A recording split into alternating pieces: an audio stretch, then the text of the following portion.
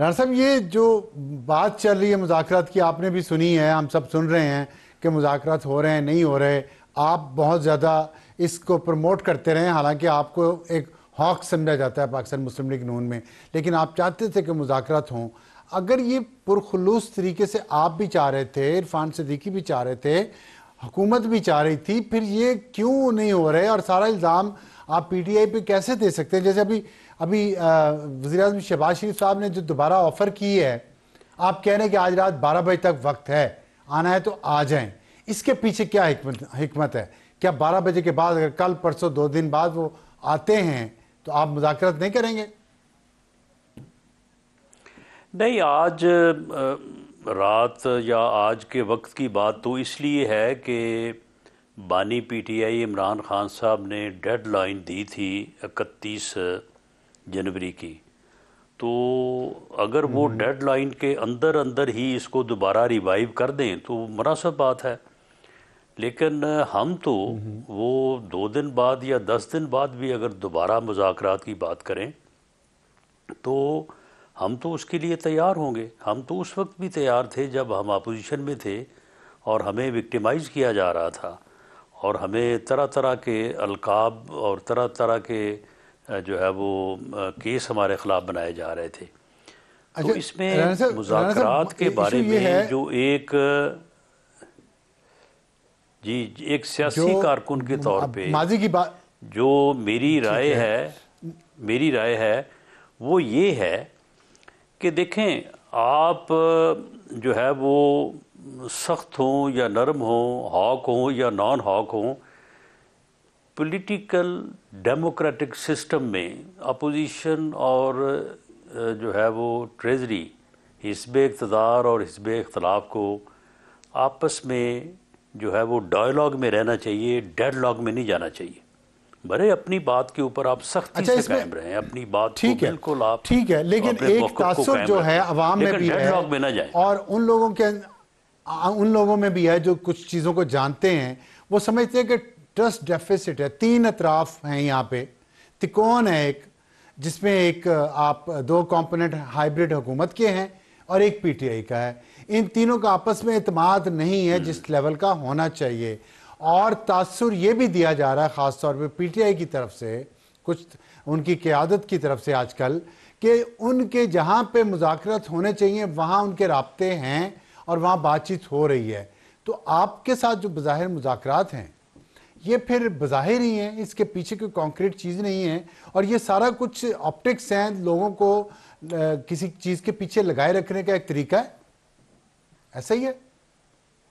नहीं, देखें, नहीं अबसार साहब, आप मुझे ये बताएं कि क्या इस मुल्क में जो कॉन्स्टिट्यूशन है, बहरहाल उसमें ख़राबियाँ, कमज़ोरियाँ हो सकती हैं, वो आप बिल्कुल हम उनको डिस्कस भी कर सकते हैं, हमें नज़र भी आ रही हैं। लेकिन आप मुझे ये बताएं कि इज़ देयर नॉट ए पार्लिमानी जमहूरी सियासी निज़ाम? हम एक पॉलिटिकल डेमोक्रेटिक पार्लिमानी डेमोक्रेटिक सिस्टम में नहीं रह रहे।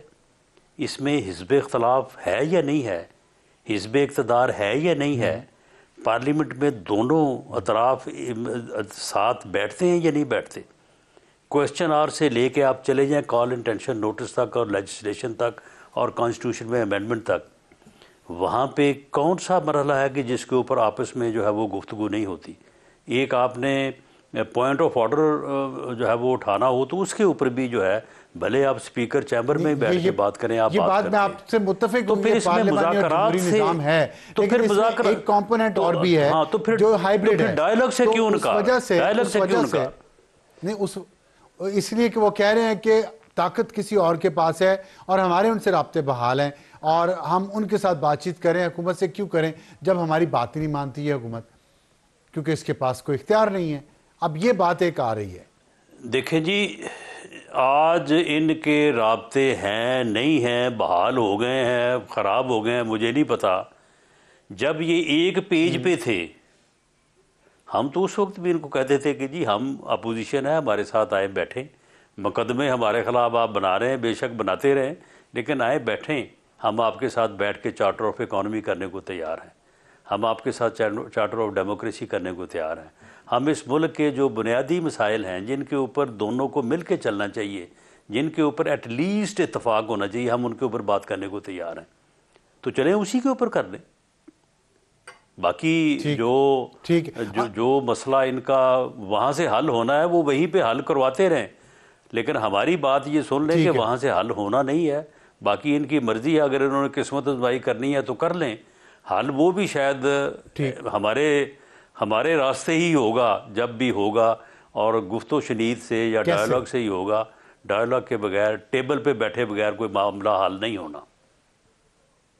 आप कैसे हल करवा सकते हैं इनका मामला उनके साथ?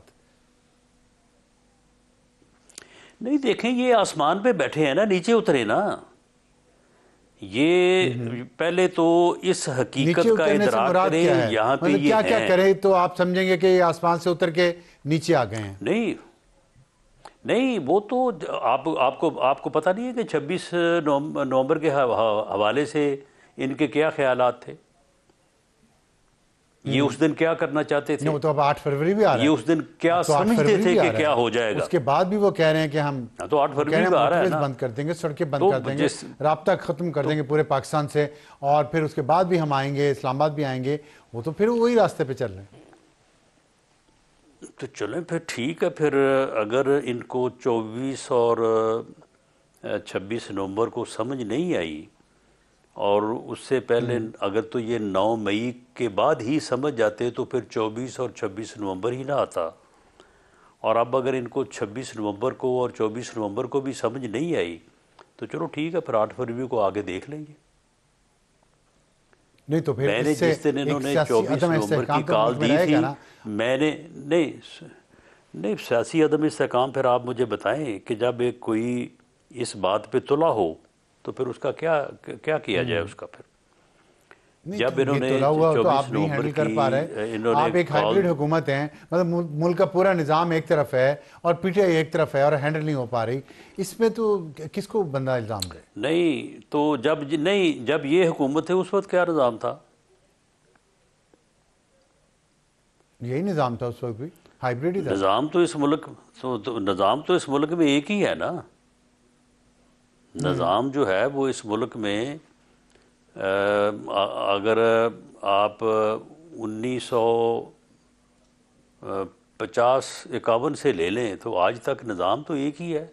ऐसे ही एक दूसरे को हम ताने देते रहते हैं कि जी वो आपने ये कर दिया, आपने वो कर दिया। एक ही तरह से मामला जो है वो चल रहे हैं, जिस तरह से इन्होंने चलाए हैं 4 साल। फिर उनकी मान लें, फिर हम भी उसी तरह से चला रहे हैं। 1951 में दादा आया था, आज पोता लगा हुआ है, बात तो आपकी ठीक है, मैं मानता हूं। तो फिर उनसे कहें कि कर लें फिर वही। नहीं तो फिर मामला ये है कि जब इन्होंने 24 नवंबर की कॉल दी थी, ग़ालिबन आपके प्रोग्राम में या किसी जगह मैंने बात की थी कि ये गलत कर रहे हैं, इसमें ये बुरी तरह नाकाम होंगे और नाकाम होने के बाद ये कमज़ोर होंगे, इनकी बात में ताकत ख़त्म हो जाएगी और ये कम से कम 1 साल ही फिर इस पोजीशन में आ सकेंगे। इनको चाहिए कि आज कहा था बैठ के बात करें। उस वक्त मैंने नहीं, मुझे आप एक सियासी वर्कर हैं, सियासी लीडर भी हैं और आप बहुत समझदार भी हैं। मुझे ये बताएं कि आपने ये बात इन्हें कही और इन्हें समझ नहीं आई, बार बार वो उसी रास्ते पे चल रहे हैं, तो उन्हें समझ नहीं आ रही या वो समझते कि उनका रास्ता सही है। इन्होंने पता क्या किया था? अगर कमजोर हुए होते तो फिर उन्होंने ये काम 8 फरवरी का कह दिया। जी नहीं, बात ये है कि इन्होंने उसके जवाब में, इनका एक सोशल मीडिया जो ग्रुप है, उन्होंने मुझे बांग्लादेश की जो है ना वो अपना वो जो वीडियो थी वो मुझे भेजी। तो मामला ये है कि ये उन ख्यालात से उतर के हकीकत की दुनिया में आएंगे तो फिर बात आगे होगी ना। ये तो अभी उसके ऊपर आ ही नहीं रही है। अब भी ये समझते हैं कि हम 8 फरवरी को पूरे मुल्क में मोटरवेज बंद कर देंगे, हाईवेज बंद कर देंगे और इस्लामाबाद का आगे घिराव कर लेंगे। भाई ठीक है, फिर अगर आप में इतनी ताकत है तो फिर आप कर लें। फिर तो आपको किसी से भी मुज़ाकरात की जरूरत नहीं, ना हमारे साथ मुज़ाकरात की जरूरत है, ना किसी और के साथ मुज़ाकरात की जरूरत है। फिर छोड़े आप मुज़ाकरात को, तो फिर डायलॉग को छोड़े, फिर आप ये काम करें। आपके ख्याल में वो ये कर नहीं पाएंगे? जी बिल्कुल बिल्कुल, अब्सार आलम साहब बिल्कुल नहीं कर पाएंगे। इनकी ये हालत ही नहीं है, इनको पता नहीं। अब देखें ना, देखें, मैं तो एक सियासी वर्कर हूं, तो मैं थोड़ी बहुत नज़र रखता हूं। इनकी पार्टी का ये हाल ही नहीं है। यानी देखें, मूवमेंट जो होती है, मूवमेंट मासेस में होती है। पार्टी के जो लोअर लेवल है वहां से होती है। इनमें वो कंडीशन ही नहीं है। नहीं, लेकिन वो देखिए, पार्टी की आदत उन्होंने बदल दी। वो पार्टी की आदत और थी, वो आते थे यहाँ पे, वो रास्ते से गायब हो जाते थे, यहाँ आके गायब हो जाते थे और फिर चले जाते थे। उन्होंने पार्टी की आदत बदल दी है। आलम साहब, पख्तूनख्वा में सदर बदल दिया है। अब वो कह रहे हैं अब जो है ना, हार्ड लाइनर आया है और हार्ड लाइनर उड़ा के रख देगा यहाँ पे सब कुछ। सुन ले, हार्ड लाइनर उड़ा के रख देगा। अब्सार आलम साहब, आप तारीख के तालिब इल्म भी हैं और आप अपने अंदर एक इनकलाबी रूह रखते हैं। आप मुझे ये बताएं कि आप 3-3, 4-4 घंटे करें पार्लियामेंट में तकरीरें। आप पार्लियामेंट में बैठ के जो है वो हर किस्म की जो है वो अपना फैसिलिटी भी इंजॉय करें, तनख्वाह भी आपको थोड़ी लगे और तनख्वाह को भी आप जो है वो 2 गुना और 3 गुना करें। उसके बाद शाम को आप जो है वो 10-10 टॉक शोज़ करें और वहाँ पे गुफ्तगू करें और उसके बाद आप कहेंगे जी मैंने इनकलाब लाना है। इनकलाब इस तरह से आते हैं। इनकलाब तो अब साहब इस तरह से आते हैं कि पता ही नहीं होता, पता ही नहीं होता।